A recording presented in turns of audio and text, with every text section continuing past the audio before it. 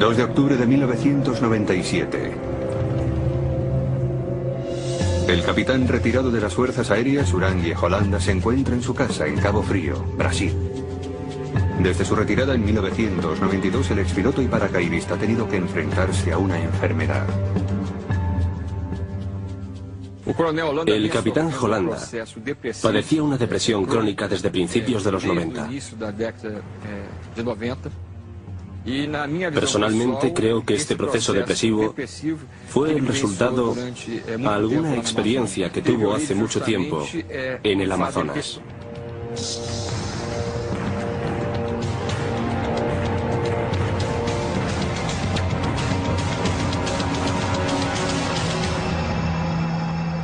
Más tarde, esa misma noche, su hija sube las escaleras que la llevan a la habitación de su padre y se encuentra con una horripilante escena. Su padre estaba muerto. Parecía haberse ahorcado. ¿Sería un suicidio provocado por la enfermedad mental o quizá producto de algo más siniestro? Justo 2 meses antes, el capitán había concedido una entrevista en exclusiva a los ufólogos A.J. Gebert y Marco Petit, ambos dedicados al estudio y documentación de los casos de avistamientos de ovnis. El objeto se dirigía hacia Colares, siguió su rumbo y recorrió todo el cauce del río. Tenía que ser algo inteligente. 4 meses después de iniciarse la operación, nos ordenaron detenerla. Algunos ufólogos mantienen que Holanda no se suicidó, sino que fue asesinado por contar demasiado sobre una serie de escalofriantes encuentros con ovnis.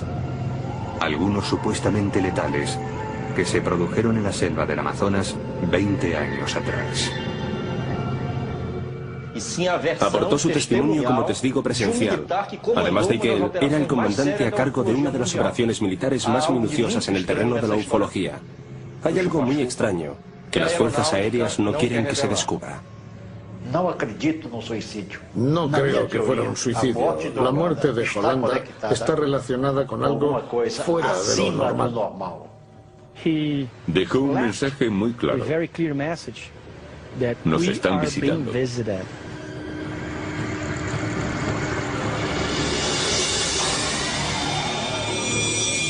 El Roswell de Brasil.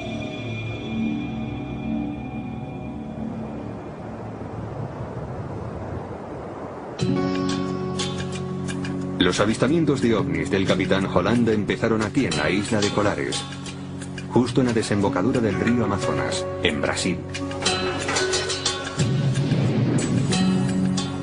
Aunque la bulliciosa ciudad de Belém está a apenas 2 horas en coche, Colares no está muy avanzada ni cultural ni tecnológicamente. Son gente humilde, pescadores y agricultores que llevan una vida muy tranquila.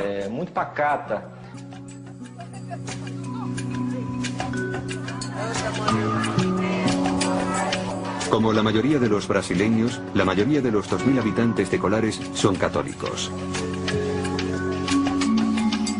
En esta remota isla hay muchas supersticiones locales. Creen que en esta isla hay muchos misterios por los fenómenos extraños que ocurren en ella. La gente de Colares tiene sus leyendas y sus tradiciones. Emilio Campos Oliveira, de 78 años, ha residido toda su vida en la isla. Hace casi 30 años pudo presenciar una serie de acontecimientos inquietantes y extraordinarios que transformaron para siempre la isla de Colares. Lo sentí cuando desapareció la luz. Sentí el calor. Estaba allí.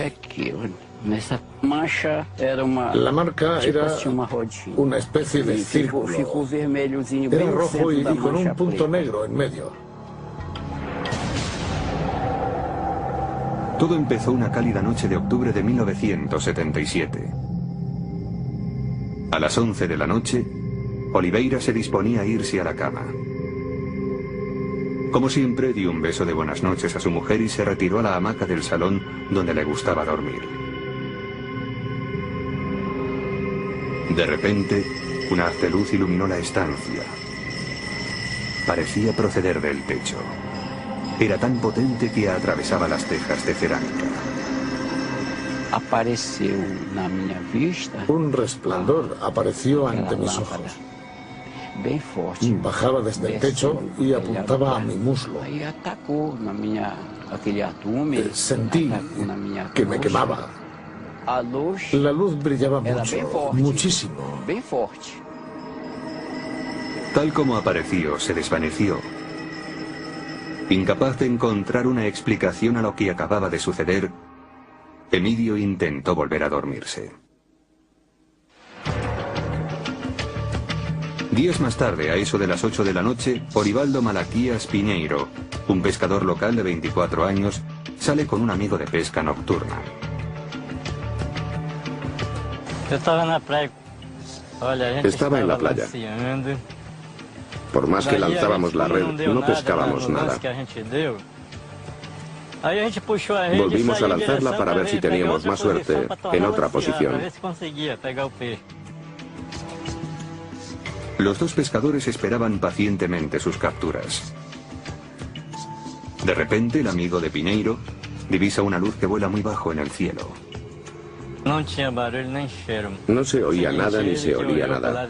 Miramos hacia el horizonte. La luz se dirigía desde la línea del horizonte hacia nosotros. Nos invadió el pánico y huimos. Los dos hombres corrieron hacia la ciudad. Aterrorizados, les contaron a sus vecinos lo que acababan de ver.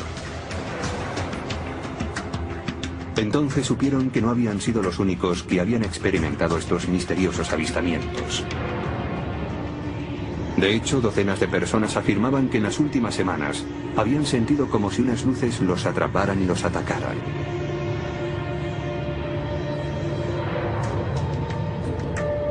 Lucía Elena Márquez, una dentista de 25 años, también afirmaba haber tenido extraños encuentros en esa época en una playa cercana. Estábamos en el mercado y se produjo algo impactante. Apareció un objeto y todo el mundo corrió hacia la playa. Vimos dos luces planeando en el cielo. Una se encendía y la otra se apagaba continuamente, como una señal. Predominaba el color rojo. Era el más brillante, junto con el verde, el rojo y el verde y el amarillo de fondo. Después desapareció. Mientras los residentes de Colares trataban de dar una explicación racional a estos extraños sucesos, en Belém, a 2 horas de coche, el periodista Carlos Méndez, de 25 años, recibe una llamada en su oficina. Al principio, recibí llamadas de personas que vivían en la ciudad. Me decían que el periódico debía enviar a alguien porque estaban apareciendo unas luces que tenían aterrorizada a la población. Méndez, que trabajaba para el periódico Estado do Pará, llamó a su fotógrafo. Juntos partieron hacia Colares esa misma noche. Cuando llegaron, los periodistas fueron avasallados por los habitantes del pueblo, ávidos por contarles sus experiencias sobre los insólitos ataques de los rayos de luz. Algunos afirmaban incluso haber sido heridos por las luces. Una mujer me contó que estaba en su casa por la noche cuando de repente vio un resplandor y se dio cuenta de que en su casa brillaba una luz que atravesaba el techo e iluminaba la habitación. La mujer dijo que se le paralizaron los brazos y las piernas y que al día siguiente notó algo raro en el pecho. Presentaba unas marcas en el pecho, como si alguien le hubiera pinchado varias veces en el mismo sitio con un alfiler.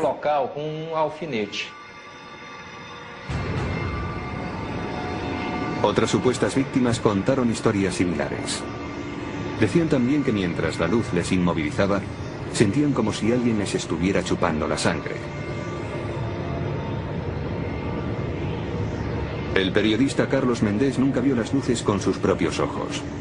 No sabe qué pensar de unas historias tan misteriosas, pero lo que afirma es que el terror que sentían era real. Percibí mucho miedo en aquella pobre gente. Desde luego algo muy malo les estaba pasando. Durante los 2 meses siguientes, siguieron sucediéndose avistamientos cada vez más y en la isla cundió el pánico. Más de 80 personas alegaron haber sido atacadas por intensos rayos de luz. Las historias eran siempre las mismas. Las luces bajaban del cielo, abducían a la gente y la paralizaban. Estaban todos muy afectados. No podían entender por qué estaban siendo víctimas de ataques, pero sin duda estos eran muy violentos. Así que traté de entender por qué ocurría y si realmente se estaban apareciendo estas luces a la gente. Los habitantes de la zona estaban tan aterrados que muchas mujeres y niños abandonaron el pueblo. Algunos hombres se dirigieron a la playa y montaron guardia toda la noche.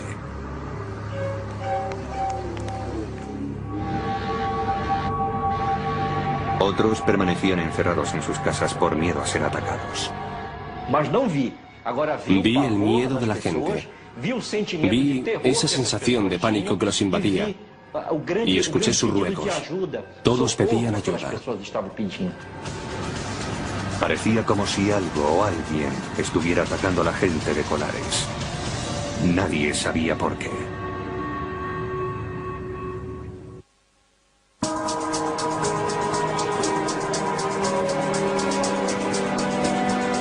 Septiembre de 1977. El pánico dominaba la recóndita isla brasileña de Colares, a unos 110 kilómetros al norte de Belém. Decenas de habitantes afirmaban haber sido atacados por extraños rayos de luz emitidos por objetos no identificados en el cielo. Por entonces, la doctora Adelaide Carvalho, de 24 años, era la directora del centro de salud local. Llevaba solo 6 meses en la isla. En aquellos días, la doctora observó un incremento de pacientes, muchos de los cuales se quejaban de heridas provocadas por insólitas luces. No dejaba de llegar gente y estaba empezando a no saber qué hacer porque estaba desbordada. No sabía si se trataba de un caso de alucinaciones en masa, de delirio colectivo. Cada vez tenía más casos. Yo seguía siendo escéptica, convencida de que todos se habían vuelto locos por alguna razón. Los síntomas con los que se encontraba la doctora Carvalho eran siempre los mismos. Los pacientes mostraban lo que parecían ser quemaduras por radiación y unas marcas de pinchazos muy raras. El médico Daniel Reviso investigó los acontecimientos de Colares. Las marcas se encontraban, por lo general, al nivel del tórax, los hombros, el pecho, en el muslo, en la pierna, y normalmente la quemadura era pequeña. No superaban los 15 centímetros de diámetro. La doctora Carvalho observó pequeñas papilas, como si les hubieran puesto 2 inyecciones en la zona de las heridas.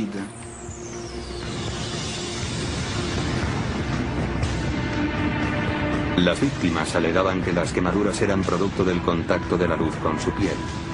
Pero las heridas no se parecían a nada que la doctora hubiese tratado con anterioridad. Las marcas provocadas por las quemaduras se volvían negras inmediatamente, como si fueran quemaduras de 10 días, a pesar de que, en muchos casos, no hacía más de 10 minutos que se habían provocado. Pero los médicos no sabían que aún deberían enfrentarse a los casos más inquietantes. En septiembre, la doctora Carvalho examinó a una mujer cuyos familiares alegaban haber sido atacados dentro de su casa por una resplandeciente luz. Le trajo al centro su familia. Sufría espasmos como si le estuviera dando un infarto. No movía nada la boca y tenía los ojos totalmente cerrados. La doctora trató de estabilizarla, pero no se producía ningún signo de mejora. Ya no podía hacer nada más. La única alternativa era meterla en el coche, porque no teníamos ambulancia, y llevarla a Belén.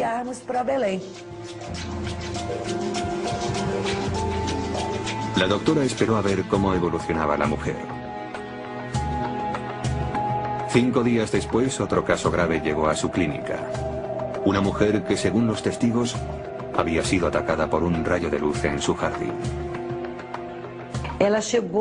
Llegó en un coche patrulla. Tenía tal estado de rigidez que no habían logrado doblarla para sentarla. Así que tuvieron que traerla tumbada en la parte de atrás, con las piernas estiradas, porque no habían podido flexionárselas. La doctora también envió a esta paciente a la ciudad. Poco después, recibió noticias del Hospital Regional de Belén sobre sus pacientes. Ambas habían muerto. Solicité que se determinara la causa de la muerte, porque me pareció de interés para la población, pero la causa de la muerte fue catalogada como desconocida. La doctora Carvalho seguía sin creerse que sus pacientes hubieran sido atacados por rayos de luz, pero le preocupaba que la creciente histeria por los avistamientos pudiera provocar ataques al corazón, incluso infartos. Para intentar poner fin a tanto pánico, Carvalho y otros 2 policías de la ciudad solicitaron ayuda a instancias superiores. En septiembre, el alcalde se puso en contacto con el Mando Aéreo Regional de las Fuerzas Aéreas Brasileñas, o Comar. Es en ese momento cuando el Comar asigna al capitán Uranje Holanda la dirección de un equipo de oficiales de las Fuerzas Aéreas para investigar los inexplicables acontecimientos en la isla. Según el periodista Carlos Méndez, que estudia los incidentes de Colares, el equipo de Holanda pudo haber sido destinado allí porque en la zona se habían registrado repetidos ataques de la guerrilla comunista rebelde. Según él, las fuerzas aéreas pensaban que las luces las provocaban los disparos de las armas de la guerrilla en la selva y el trabajo de Holanda consistía en seguir a los rebeldes. Creo que el objetivo principal del ejército en Colares era investigar si se había producido alguna actividad subversiva por parte de los guerreros comunistas. Pero si eso era verdad, ciertamente el proyecto había recibido un curioso nombre. La misión del capitán Holanda fue bautizada como Operación Platillo. Sin más dilación, Holanda reunió a su equipo. Piñón Frías, un civil de 37 años, fue contratado como piloto. Creíamos que algún tipo de dispositivo estaba invadiendo el espacio aéreo brasileño. No sabíamos de qué país procedía, pero algo estaba violando nuestro espacio. Y las fuerzas aéreas tenían obligación de averiguar qué era. A principios de septiembre llega a Colares el equipo de oficiales, ingenieros y científicos de Holanda. Los hombres montan el campamento e instalan telescopios y cámaras en las playas circundantes. Sus actividades se desarrollan a la vista de todos los habitantes de la isla, en un intento por calmar el pánico que había invadido la zona. Cuando llegamos a Colares, el terror reinaba en toda la ciudad. La población no podía dormir a causa de ello. A pesar de nuestros esfuerzos para tranquilizarlos, era imposible, sobre todo a las personas mayores, algunas de las cuales también habían sido afectadas por las luces. Una vez en Colares, el equipo de la Operación Platillo se afana en recoger toda la información posible. El capitán Holanda va a visitar de inmediato a la doctora Carvalho. Lo primero que me propusieron a las 6 de la mañana, cuando recibí la visita de las fuerzas aéreas, era que dijera a la comunidad, a partir de entonces, que todos los casos de personas afectadas eran producto de la histeria colectiva. Para la doctora Carvalho, la reunión era un indicio previo de que las fuerzas aéreas no estaban interesadas en descubrir la verdad, sino más bien en ocultarla. La doctora se niega a colaborar con su plan. No podía engañar a una comunidad que esperaba tanto de mí, sobre todo apoyo y credibilidad.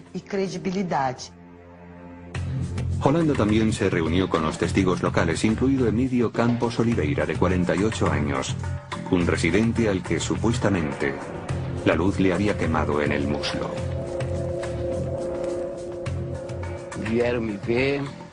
Vinieron a verme. Me hicieron una foto de la herida. Los únicos que me vieron la marca fueron los oficiales de las Fuerzas Aéreas. Ellos vieron la marca. Los avistamientos continuaron durante los siguientes 4 meses. El equipo del capitán Holanda seguía ocupado recopilando información de los testigos y de la policía. Su operativo de vigilancia estaba activo las 24 horas del día, pero la Fuerza Aérea no hizo públicos sus descubrimientos. Los que creían que la Operación Platillo iba a averiguar la verdad estaban decepcionados. Muchos pensaron, por el contrario, que de lo que se trataba era de crear una tapadera.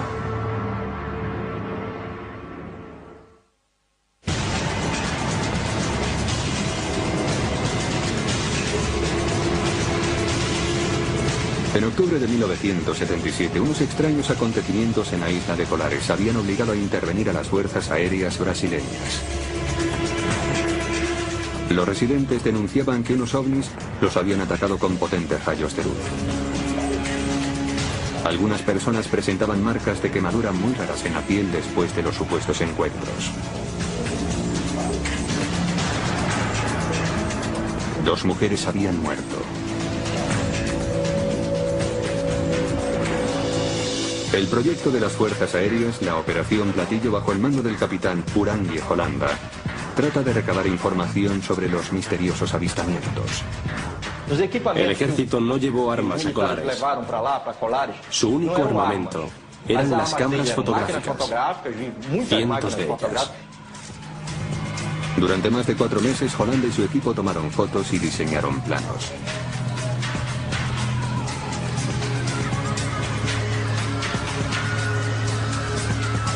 Estos son los dibujos reales.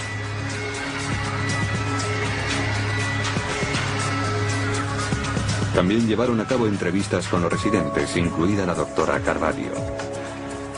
Por sus manos habían pasado muchos pacientes que decían haber sido atacados.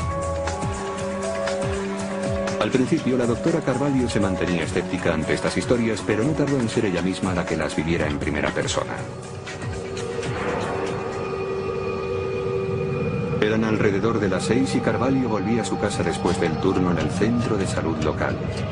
De repente vio la silueta de una mujer.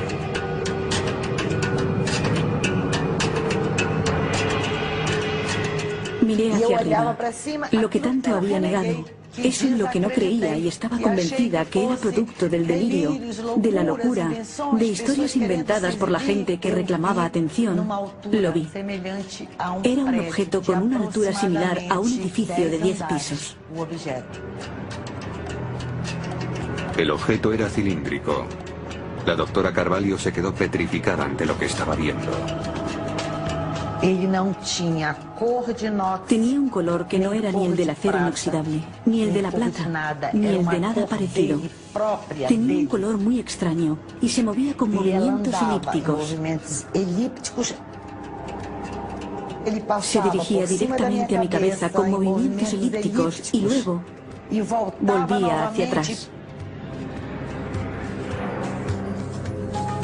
Las declaraciones de los testigos coinciden con señales que el radar de las Fuerzas Aéreas, situado en una playa cercana, captó en ese mismo momento.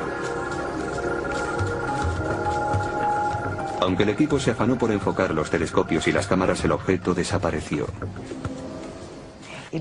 Giró hacia la bahía y desapareció en el horizonte.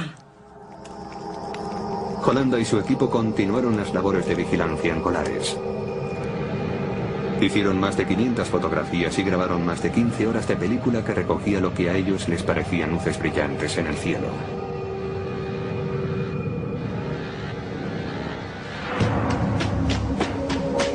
Los informes de la investigación se enviaron al cuartel general de Comar, en la capital del país, Brasilia. Las fuerzas aéreas hicieron una investigación realmente exhaustiva. Tenían que dar algún tipo de respuesta a esta gente que decía tener encuentros, y estoy seguro de que para el propio ejército fue una sorpresa que los mismos oficiales de las fuerzas aéreas empezaran a experimentar también fenómenos extraños.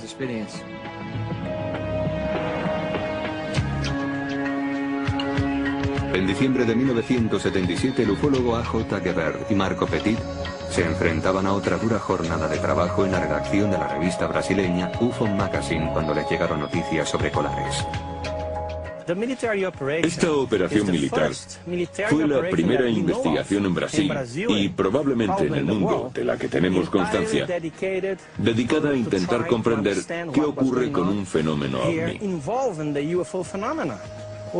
Más de 3.000 personas fueron entrevistadas por el ejército durante esos 4 meses. Ese mismo mes, el capitán Holanda recibe la orden de recoger todo el equipo y volver al Comar. Las fotografías, las películas, los planos y todo cuanto habían recogido es catalogado como alto secreto. Le ordenaron terminar la operación Platillo de inmediato. Él, como militar, tampoco hizo muchas preguntas. Una de las cosas que más me sorprendieron a mí y a otros colegas fue el hecho de que en diciembre de 1977, el año en que se estaban produciendo más encuentros, llegara la orden. Y hasta ahora, ningún civil ha averiguado quién lo ordenó, ni por qué debía suspenderse la operación.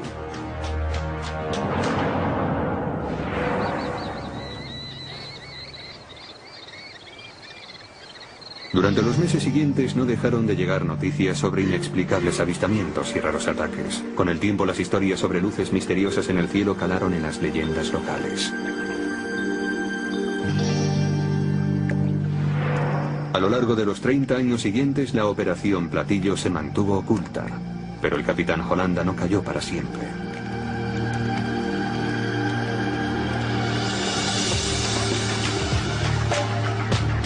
En 1997 decide reunirse con A.J. Gebert y Marco Petit a las afueras de Río de Janeiro. La reunión es grabada en vídeo y el capitán cuenta lo que le sucedió en la isla. La nave explotó como un trueno. Una explosión muy fuerte y un resplandor. Despegó a gran velocidad hacia la atmósfera y desapareció entre las estrellas.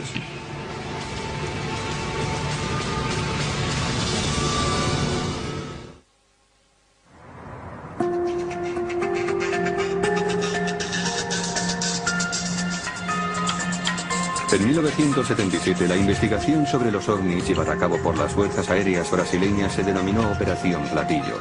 Fue un completo informe que permaneció clasificado en los archivos del gobierno durante más de 20 años. Los archivos contenían casi 500 fotografías y 3.000 entrevistas con testigos que afirmaban haber sido atacados por luces resplandecientes que descendían del cielo sobre la isla amazónica de Colares.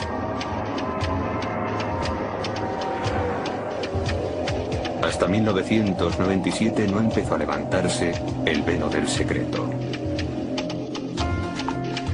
Junio de 1997. El ufólogo y editor de la publicación brasileña UFO Magazine, A.J. Gebert, está trabajando cuando recibe una llamada telefónica. Al otro lado de la línea, el capitán Urangui Holanda. Holanda había sido el encargado de dirigir el equipo de las fuerzas aéreas enviado a Colares en 1977. Me llamó y me dijo, siempre he admirado su trabajo. Creo que lo hacen muy bien. Y en el pasado yo no podía hablar porque, bueno, estaba en el ejército. Pero actualmente estoy retirado. Y si quieren hablar conmigo, estaré encantado de recibirles. Enseguida Gebert y su coeditor Marco Petit pusieron rumbo hacia la casa de Holanda. Durante 2 días, los 3 hombres mantuvieron reuniones en la casa del capitán en Cabo Frío, justo a las afueras de Río de Janeiro. Grabaron todas esas reuniones. Era un hombre con una memoria muy lúcida. Tenía una memoria extraordinaria. Aportó datos muy precisos sobre lo que pasó hacía 20 años. Nos dejó impresionados.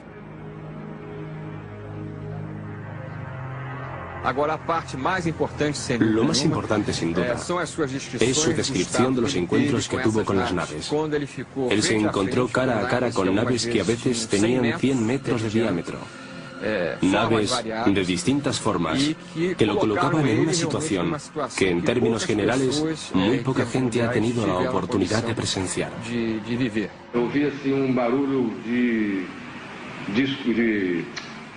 Se oía algo así como el sonido sordo de un aire acondicionado.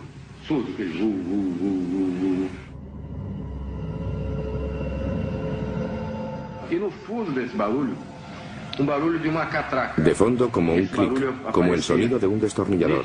El sonido que procedía de la nave era muy nítido. Holanda describió minuciosamente 3 encuentros distintos con naves espaciales. Estos son los dibujos que hizo para explicar su primer encuentro.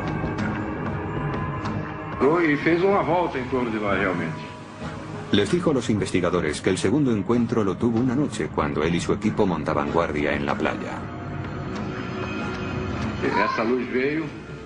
La luz se acercó a nosotros y se detuvo justo encima. Estaba alta, muy alta, pero se paró y formó un círculo sobre nosotros. Formó un círculo y despegó en dirección este.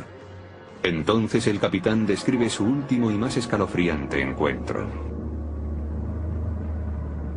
Les dijo a los ufólogos que recibió la visita de un alienígena de una de las naves mientras estaba en la cama.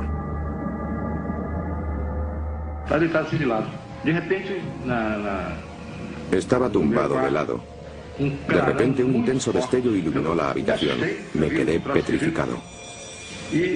Oí algo extraño y a continuación vi que había un ser extraño justo detrás de mí, agarrándome. Fue una situación increíble. A continuación el capitán describió al extraterrestre. Medía 1,5 metros más o menos, e iba vestido con un traje como de astronauta o de submarinismo. Era suave. No le apretaba mucho, no le vi la cara. Llevaba una máscara gris plomo, pero no puedo dar detalles de la cara, no se la vi. De hecho, no le vi los ojos ni nada, como si no tuviera forma.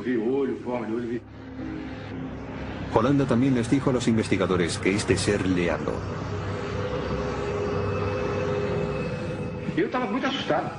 Estaba muy asustado. Le tenía detrás de mí agarrándome, estrujándome. Y me habló al oído en portugués con una voz como de ordenador, metálica.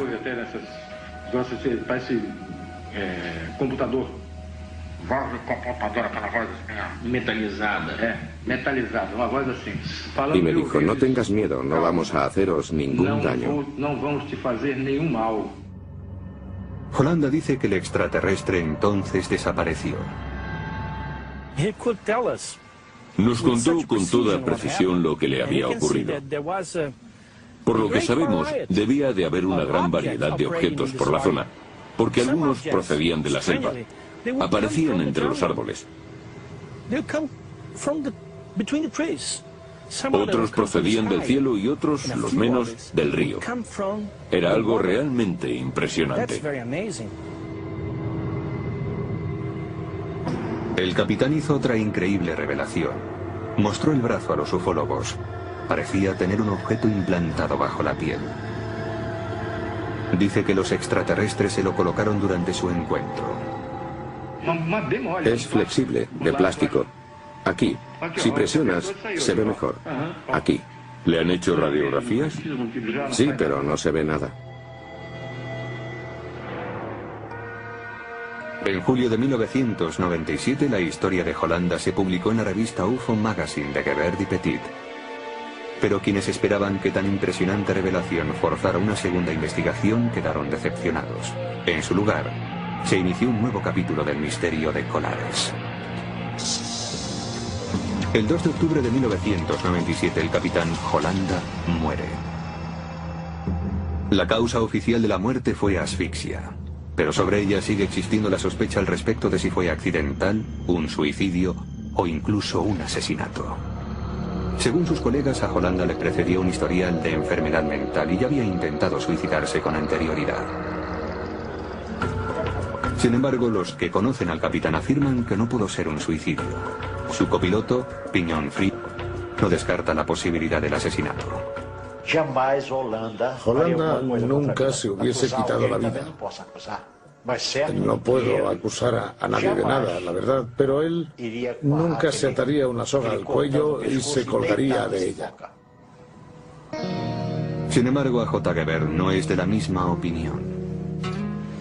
Se quitó la vida. Fue su decisión. Estaba deprimido. Pero a mí lo que me queda es el importante mensaje que nos dejó. Estamos siendo visitados. Y las fuerzas aéreas brasileñas, es decir, el gobierno, lo saben. En marzo de 2004, A.J. Gebert y Marco Petit deciden pasar a la acción. 6 años después de la muerte del capitán, solicitan acceso al informe secreto de Colares con motivo de una campaña fomentada por ellos, llamada Libertad para la Información sobre los OVNIs. Como investigador experto en ovnis y como ciudadano de Brasil, creo que el tipo de información a la que nos referimos no debería estar restringida al ejército o a las altas esferas militares. Debería ser pública para toda la sociedad.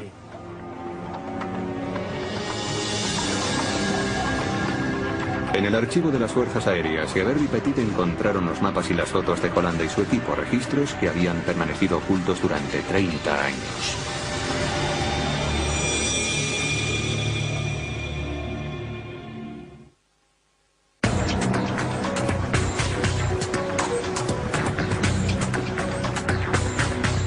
El 20 de mayo de 2005, los ufólogos brasileños A.J. Gebert y Marco Petit, junto con otros tantos expertos en ovnis, llegaron al cuartel general de las Fuerzas Aéreas brasileñas para examinar los documentos clasificados. Su presión obligó al ejército a revelarles esta información. Estos archivos contenían datos sobre la investigación militar realizada en 1977 llamada Operación Platillo. Gebert y Petit pensaban que los registros contendrían información sobre la actividad de los ovnis en la isla de Colares. Un general nos dijo que había recibido órdenes del comandante de las Fuerzas Aéreas brasileñas para que nos abriera todos los archivos, que podíamos leer todo lo que quisiéramos.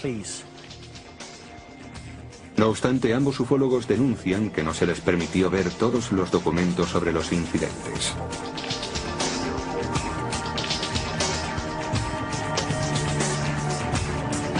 Estas son algunas de las fotos que pudieron examinar.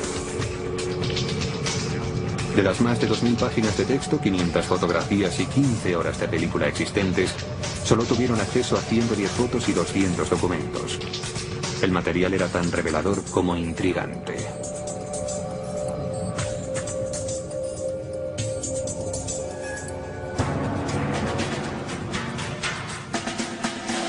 Era la prueba de que el gobierno brasileño había dedicado un tiempo considerable a investigar los avistamientos. Había muchas declaraciones aportadas por testigos presenciales. Los archivos contenían más datos de los que nunca se hubieran imaginado los ufólogos. Gebert y Petit no pudieron ver el contenido de las películas, pero sí las fotos tomadas por el capitán Holanda, el responsable de la Operación Platillo. Las fotos en blanco y negro mostraban luces que brillaban en el cielo nocturno. En ufología, una imagen no vale más que 1000 palabras. Es necesario analizar el informe de quienes hicieron la fotografía. El minucioso informe del capitán Holanda contenía dibujos y descripciones de sus supuestos encuentros con naves extraterrestres. Tuvimos acceso a varios documentos en los que se describían los encuentros detalladamente, incluidas las reconstrucciones de los hechos en forma de dibujo, no solo de los casos experimentados por el ejército, sino también de los que implicaban a la población civil. Los documentos narran distintos encuentros con las misteriosas luces. Se ven ovnis acercándose a la gente y a veces se hacen más pequeños, se encogen, se agrandan, parecen más brillantes, como más iluminados. El informe concluye describiendo las marcas de quemaduras y pinchazos provocados supuestamente por las luces, pero no aporta ninguna prueba de que exista una relación. El informe deja esta y muchas otras preguntas sin respuesta. No pretende establecer el origen de las luces, ni trata de desmentir la hipótesis de que procedan de una nave extraterrestre.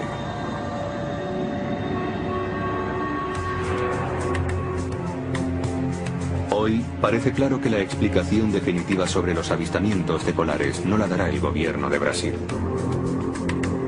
Oficialmente las fuerzas aéreas declaran que, en lo que concierne a la Operación Platillo, el informe presenta varias teorías aparentemente sin fundamento científico. De momento, todos los datos nuevos se han recogido del trabajo de investigadores y ufólogos independientes. El médico Daniel Reviso lleva desde 1985 dedicado a analizar los avistamientos de colares. Empezó la investigación para intentar otras causas posibles de las marcas de quemaduras encontradas en las víctimas. Se sospecha que podría tratarse de un animal, quizá un murciélago. Esta teoría quedó descartada porque cuando los murciélagos vampiros muerden, dejan marcas en forma de O. Son marcas de mordisco y sangran mucho. En el caso de esas víctimas nunca hubo hemorragias. Reviso también consideró la posibilidad de que los avistamientos de colares pudieran atribuirse al delirio colectivo. Se pensó que, presa del pánico, la gente se automutilaba, hiriéndose o haciéndose daño a sí misma. Pero tampoco fue esa la causa. La investigación de Reviso destacaba la escasa probabilidad de que las heridas fuesen autoinfligidas. Parecía más bien que una intensa radiación paralizaba el sistema nervioso y la luz les extraía algo. Reviso estudió también el posible origen de las luces que se habían visto en la isla.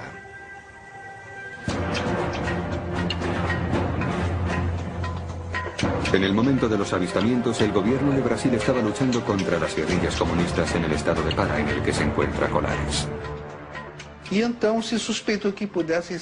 Cabía la posibilidad de que fuera algún tipo de maniobra armada clandestina de la guerrilla, que utilizara dispositivos para aterrorizar a la población con el fin de traer armas, municiones y suministros de guerra a Pará. A pesar de los informes de la actividad de la guerrilla, el gobierno ni confirma ni deniega esos datos. El periodista Carlos Méndez, que cubrió la noticia de los acontecimientos en Colares, no encuentra explicación para las extrañas luces que los isleños describían, pero cree que lo recóndito del lugar, sumado a las supersticiones de sus habitantes, son factores que han podido influir mucho a la hora de mantener viva la leyenda de los avistamientos de ovnis. La gente estaba espantada, aterrorizada. El pueblo de Colares siempre había convivido con las leyendas, el folclore típico del campo, de este área del Amazonas. Hoy el misterio sigue sin ser desvelado. ¿Qué era lo que sobrevolaba el cielo de Colares? ¿Por qué la gente creía estar siendo atacada por rayos de luz? Que eles estavam retirando provavelmente material biológico, provavelmente sangue mesmo, para que eles através Creo que estaban extrayendo material biológico, probablemente sangre, para poder crear vacunas y desarrollar una protección para ellos mismos, para su civilización, de tal modo que en caso de producirse finalmente el contacto con la especie humana, no fuesen vulnerables a las enfermedades y dolencias que padecemos los humanos. En cuanto al capitán Holanda, el jefe de la operación Platillo, los ufólogos Petit y Geber están convencidos de que actuó movido por un sentimiento de responsabilidad.